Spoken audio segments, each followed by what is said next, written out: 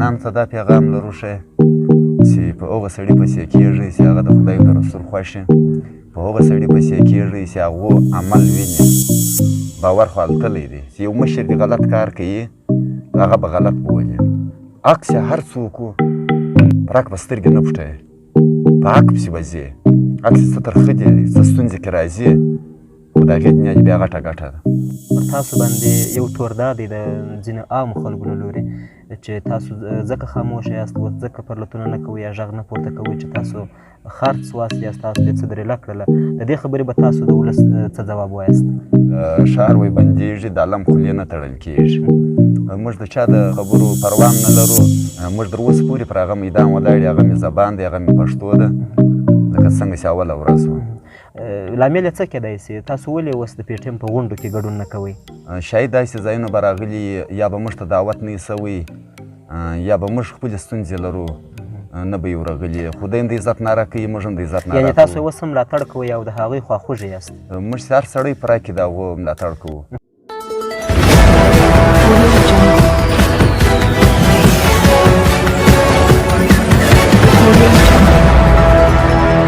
سلام، د نن ویسل خوږو لیدونکو، زه سمیع الله غفران یم او تاسو د ځانګړې مرکې لیدونکي یاست. لکه څنګه چې تاسو ته څرګنده ده، په د ځانګړو مرکو په لړۍ کې موږ تاسو ته د پښتني ټولنې اغېزناک وګړي در پېژنو.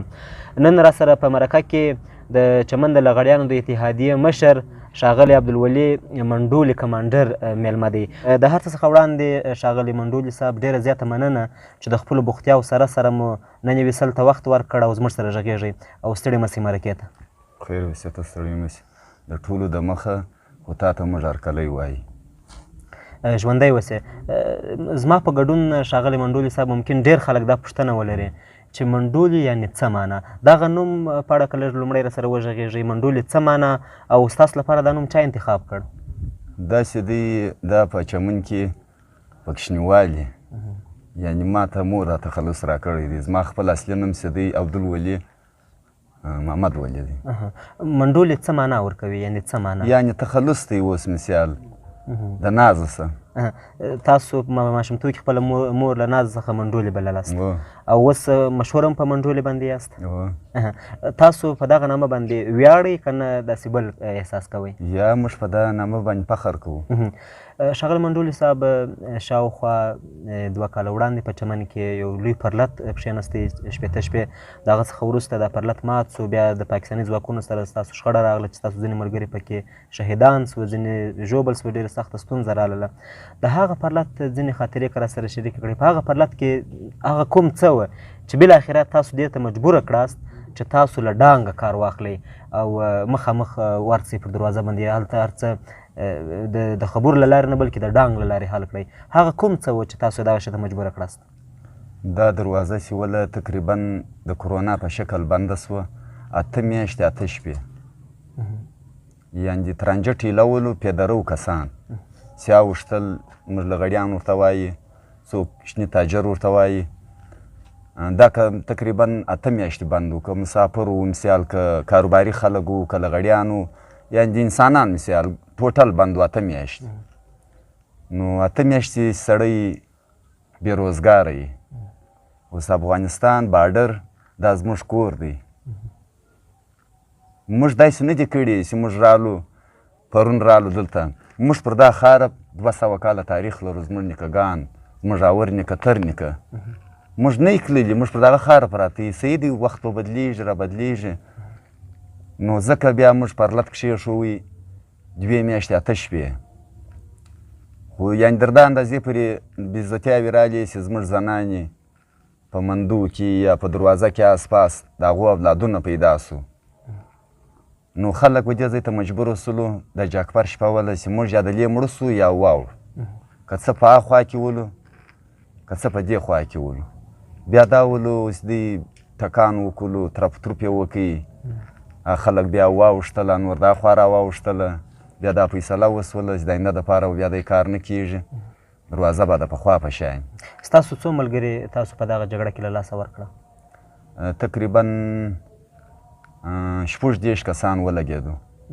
په هغه کې به 8 کسان په شهادت رسېدلي، نور سخت ټپیان سو. په اخو ډب کې مو پاکستاني ځواکونو ته هم تلفات واړول؟ نه، هغو ته تلفات نه دي رسېدلي. او په هغه وخت کې چې تاسو کله ورغلاست د دوی سره په اخو ډب واوښتاست، افغان ځواکونو هم ډزې کولې. افغان ځواکونو سره د دوی جګړه پر څه شی راغله؟ ستاسو پر سر که کوم بل څه وه؟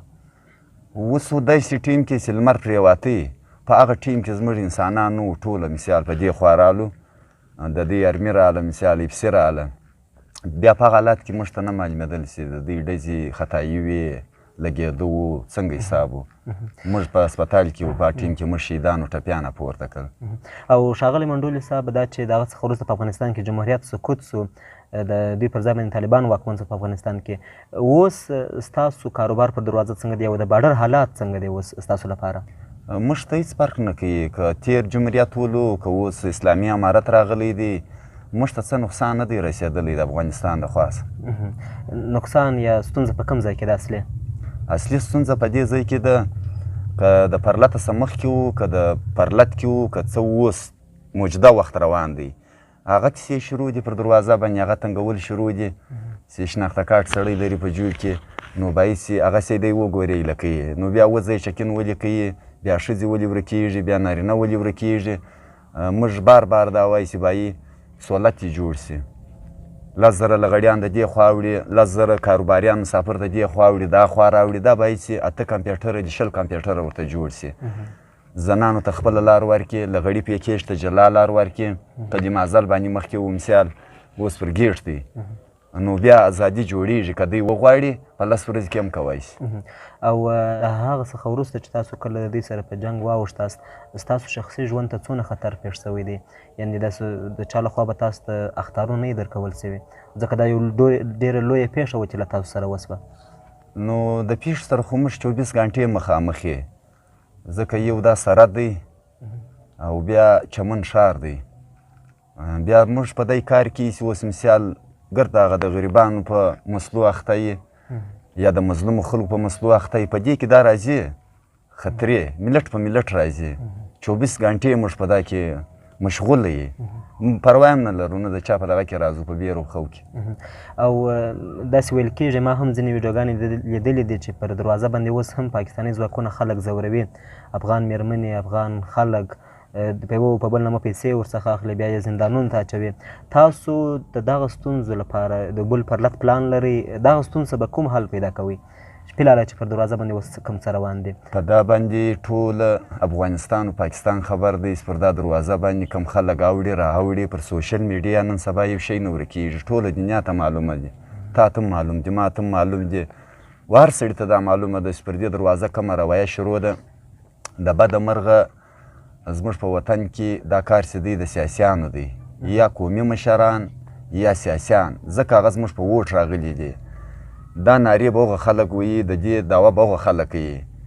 موږ چې دغه پرلت راغلی، موږ دغه لغړیانو دغه انتفاق وکړي چې مجبور اوسو د ښار خلک زموږ سره ودرېدلو، دغه لار خلاصه سوله. دغه ترتیب چې دی دا ټوله د سیاسیانو کار دی چې پر دې باندې اواز پورته کړي، موږ د شا د خوا د دوی حمایت وکړو. ستاسو سره په تېر پرلت کې کوم سیاسي ګوند ډېر ملاتړ وکړ؟ تاسو ته یې په اصطلاح مرسته درکړه یا ستاسو سره راغله په پرلت کې کښېناسته؟ کوم سیاسي ګوند دا کار وکړ، دا چاره ترسره کړه؟ زموږ سره تقریبا 8 پارټۍ را سره ولې سیاسي ګوندونه، شاید د ډېرو به نومان سخته ورځ کې بیا در سره وې پر میدان، که نه بیا میدان پرېښوئ؟ خیر یو نیم به را سره و، یو نیم نه ولو، خو زیات کومک د پی ټي ایم ورګورو وکړي. خدای په رښتیا خوشحاله کړي. قدرمنو لیدونکو، تاسو دم ګړۍ ځانګړې مرکه ګورئ. د ځانګړې مرکې نننی میلمه د چمن د لغړیانو د اتحادیې مشر ښاغلی عبدالولي منډولي کمانډر دی. تاسو به نوموړي سره ډېرې لیدلې وي، نورې پوښتنې هم ورسره لرو، تاسو راسره اوسئ. منډولي صاحب، په 2020 کې په چمن کې د پښتون ژغورنې غورځنګ یوه غونډه وه، هغه ته ناڅاپه د پښتون ژغورنې غورځنګ مشر منظور پښتون هم راغی او تاسو هم د خپلو ملګرو سره پر اسانو باندې راغلاست. ما په یاد یاست، ما پخپله ولیداست، ګڼ شمېر کې مو ګډون وکړئ. د هغه څخه وروسته بیا ستاسو د منظور پښتون ترمنځ یو ټلیفوني اړیکه هم نیول سوې وه چې پر ټولنیزو رسنیو باندې لاس په لاس کېده. خو بیا 2 ځله منظور پښتون بیا چمن ته راغی، په لوی سکول کې جلسه وه، بیا په داوس کې پاڅون ترسره کړ، خو تاسو پکې ګډون نه و کړی. لامل یې څه کیدای سي؟ تاسو ولې اوس د پی ټي ایم په غونډو کې ګډون نه کوئ؟ تېره پله چې موږ ورغلو، د دم د عزت مطالبه ده، د افغان د پښتانه قام دپاره راوتلی دی. موږ هم دا وایي چې موږ هم عزت غواړو د کام دپاره راوځو شاید داسې ځایونه به راغلي یا به موږ ته دعوت نه وي سوی یا به موږ خپلې ستونزې لرو نه به یې ورغلي خو دی هم د عزت ناره کوي موږ هم د عزت ناره یعنې تاسو اوس هم ملاتړ کوئ او د هغوی خواخوږي یاست موږ چې هر سړی په راکې د هغو ملاتړ کوو دغه ټلیفون اړیکه څخه وروسته بیا د مشر منظور پښتون سره بل ټلیفون سوی دی خامخا به سوی او بل مهمه خبره ښاغلی منډولي صاحب داسې ویل کېږي چې ستاسې د لغړیانو ترمنځ خپلمنځي اختلافات زیات سوي دي ځینې ستونزې مو ترمنځ شته چې ولس ترې ناخبره دی څه سپیناوی به یې د دا خبرې کوو دا خو دا کم د پرلت کم جنګ چې رالی مثال د دروازې بندېده رالو دروازه خلاصه سوله نو ځکه زموږ دښمن ډېر چالاکی دی موږ کې ګوندونه جوړ کړو سره تقسیم یې کړو لکه پارټیان سره تقسیم کړي او موږ فلحاله اوس پر خپل دغه ورته ناست نه د سیاسي پارټۍ سره تعلقات لرو نه د یوې ادارې سره تعلقات لرو که څوک ثبوت لري هغه د ثبوت پیش کړي ستاسو ترمنځ اختلافات شته زموږ د لغړیانو ترمنځ خامخا شته د حل لپاره یې تاسو هڅې کوئ کوښښ کوئ چې دغه حل کړئ او تاسو ټول یو موټی سئ موږ ډېرې کړي دي موږ ډېرې کړي دي زموږ مابینځ کې ډېر خلک ګرځېدلي دي خو د دې خلک نشته چې دا جوړ او سوله وکړي په ډېر بخښنې سره ښاغلی منډولي صاحب پر تاسو باندې یو تور دا دی د ځینې عامو خلکو له لورې چې تاسو ځکه خاموشه یاست اوس ځکه پرلتونه نه کوئ یا غږ نه پورته کوئ چې تاسو خرڅ واست یا تاسو ته یې څه درېله کړله د دې خبرې به تاسو د ولس څه ځواب وایاست یو خو دا خبره ده چې د ښار وی بندېږي د علم خولې نه تړل کېږي موږ د چا د دغه خبرو پروا نه لرو ځینې خلک به خود وایي دلته یو څه کیسې وسولې په دا کمپیوټرانو په دې دروازه کې یو چند کسان د لغړي په جامه نو هغه دغسې بیا پورته سي بیا خو نو وایي وچون او د ګرده سوځي موږ در اوسه پورې پر هغه میدان ولاړ هغه مې زبان دی هغه مې پښتو ده لکه څنګه چې اوله ورځ وه او اوس چې کوم څه پر دروازه باندې روان دي د دې مخنیوي لپاره تاسو پلان لرئ یو څه کوئ موږ موجوده سره روان دي دا درې ورځې مخکې موږ پرنس کانفرنس وکړی چې پر دروازه باندې کوم ترتیب شروع دی دا ترتیب کې ډېر تکلیفونه دي باید چې دا تکلیفونه ختم سي دا زموږ ناموس دی دا زموږ عزت دی پر دې باندې موږ پرنس کانفرنس کړی دی پرون بقاعده ما ویډیو پر وکړله نو سمدلاسه موږ خپل د توتکۍ وس کوو خو په کار دا دی چې ولس موږ ته ډاډ راکړي ولس موږ در شا ودرېږي یا ولس راووځي موږ د ولس در شا ووځو بیا یو شی ځینې جوړېږي یو لاس خو ټک نه کوي یو لاس خو ټک نه کوي په دا ښار کې د یو قومي مشر راووځي یو سیاسي پارټۍ والا دې راووځي احتجاج کوي پرلت یږدي موږ یې ټول ملګري په شپه او په ورځ چې دی کال کښېني موږ 2 کاله کښېنو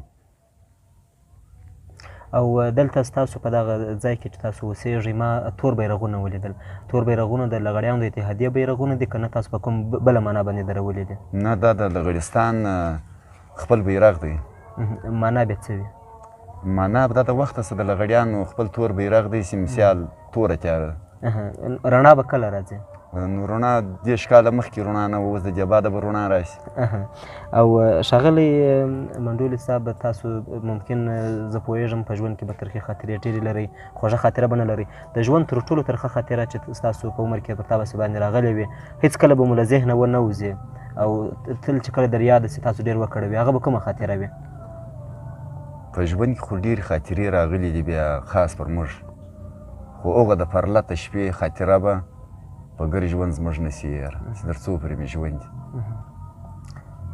ولې په کومه معنا به مو نه سي هېره په کې کوم داسې درد و چې تاسو احساس کړه هغه درد به له تاسو سره وي په هغه کې 10,000 افغانۍ زنانې 10,000 افغانیان پر دې روډو باندې پراته وو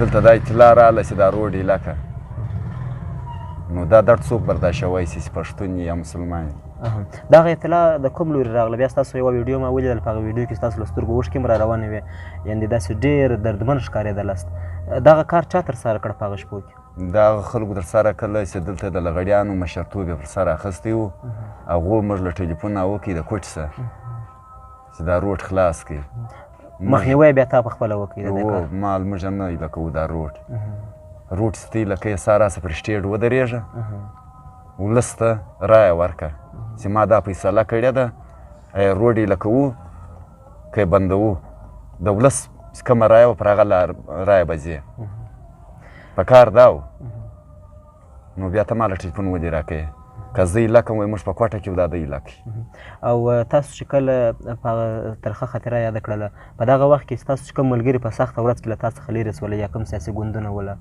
آیا تاسو د یوازیتوب احساس وکړ یا کوم داسې بل احساس مو وکړ چې دا په سخته کې ډېر ملګرو یوازې پرېښولاست تاسو کوم احساس وکړ موږ یو احساس نه دی کړی موږ سره کوم لغړیان 2.5 کسه اسان والا نور مثال داسې ملګري راسره وو د ښار ځوانان راسره وو موږ هېڅ ډاډ نه دی کړی یعنې تاسو په لوړ مورال باندې ورغلاست موږ په غټ زړه ورغلو په ډاډ ورغلو ښاغلی منډولي صاحب ډېره زیاته مننه چې تر دا مهاله پورې زموږ پوښتنو ته ځوابونه وایاست د مرکې په وروستیو شېبو کې یو تاسو خپله هم ځوان یاست څه پیغام لرئ ځوانانو ته پیغام مو څه دی ځوانانو ته دا پیغام لرو ښی چې په هغه سړي پسې کېږئ چې هغه د خدای او د رسول خوښ په هغه سړي پسې کېږئ چې هغو عمل ویني باور خو هلتلی دی چې د هغو عمل ویني د هغو حمایت کوه تعصب به نه کوئ د هېچا تعصب به نه کوئ زما په خپله و ځوانانو ته شخصي